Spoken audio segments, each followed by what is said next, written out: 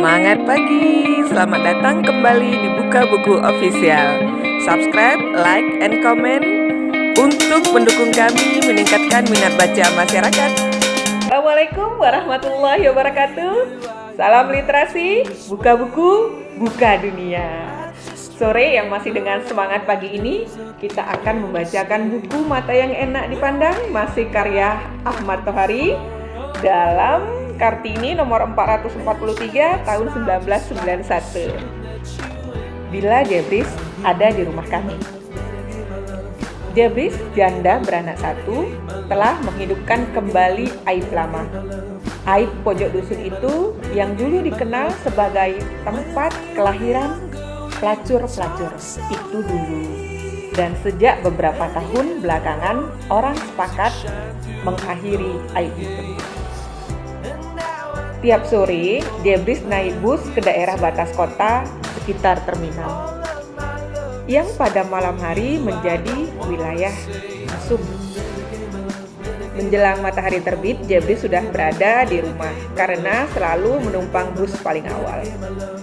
Orang bilang, sebenarnya Jebris sudah beberapa kali mendapat peringatan. Jebris mengangguk-angguk. Ya. Jebris juga menghidangkan kopi untuk Pak Hansip. Tetapi ketika menghidangkan minuman itu, Jebris hanya berpinjung kain batik tanpa kebaya dan rambut tergerai. Kata orang, Pak Hansip tak bisa berkata sepatah kata pun dan langsung pergi. Ketua RT juga mendatanginya. Dari mulutnya juga terdengar, ya. Mereka, para Hansip dan sebagian besar pengurus RT adalah sontoloyo yang sebenarnya tidak keberatan Jebris menjadi pelacur.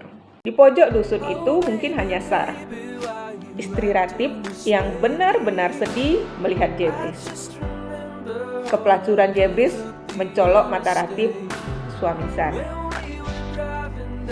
Dan Sarah harus menghadapi ujian tersebut ketika suatu hari datang seorang lelaki asing. Lelaki itu mengajak Sar pergi berkencan karena dia mengira Sar adalah Jebris. Jebris tidak hanya menjajakan diri di tempat mesum sekitar terminal. Diam-diam Jebris sudah berani menerima lelaki di rumahnya yang hanya beberapa langkah dari surau dan dekat sekali dengan rumah Sar. Kang Ratib, kata orang, keberkahan tidak akan datang pada 40 rumah di sekitar tempat mesum. Apa iya kan? Ya, mungkin. Sar mengangguk. Ratib menarik napas panjang. Sar menunggu tanggapan, tetapi suaminya hanya menjawab dengan senyum. Sar terpaksa ikut tersenyum. Emak Jebris penjual gembus, kue singkong yang digoreng dan berbentuk gelang. Ada sebuah gubuk di pinggir jalan. Disitulah emak Jebris tiap malam menggoreng gembus dan langsung dijajakan. Ia sering mendengar emaknya bergurau, berseloroh, bahkan cubit-cubitan dengan pelanggan lelaki. Suatu kali ayahnya datang ketika emaknya sedang berpegangan tangan dengan seorang pembeli. Tetapi emaknya tenang saja. Bahkan ayahnya hanya menunduk. Sar dan Jebris bersama-sama masuk sekolah rakyat. Tetapi Jebris hanya bertahan selama 2 tahun. Jebris keluar setelah emaknya meninggal. Pada usia 16 tahun, Jebris kawin dengan pedagang yang membuka kios kelontong dekat terminal. Jebris diboyong dan harus menyesuaikan diri dengan gaya hidup suaminya yang nyantri. Orang juga bilang Jebris anak yang mujur ketika mereka melihat ibu muda itu mulai dipercaya menjaga kiosnya yang lumayan besar.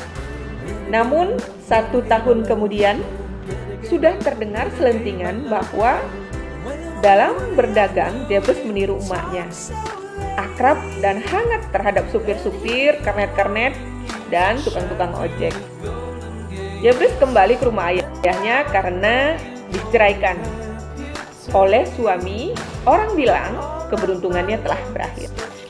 Naratif, sudah 2 hari Jebres tidak pulang. Pagi tadi ada orang melihat Jebres di kantor polisi. Dihukum.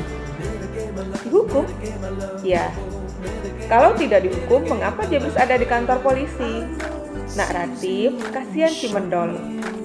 Dia tidak mau makan dan menangis minta menyusul emaknya. Jadi, Naratif, aku tidak tahu harus berbuat apa. Ya, kakek sudah terlalu lemah. Kakek tinggal saja di rumah.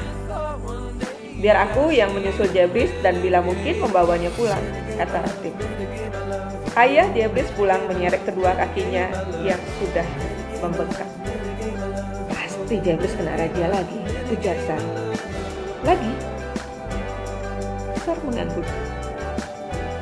Kang Ratif, jadi kamu hendak mengambil Jebris di kantor polisi? Ya, dan kuharap kamu tidak keberatan.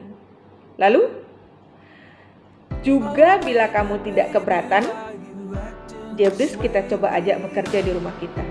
Mungkin dia bisa masak dan cuci pakaian.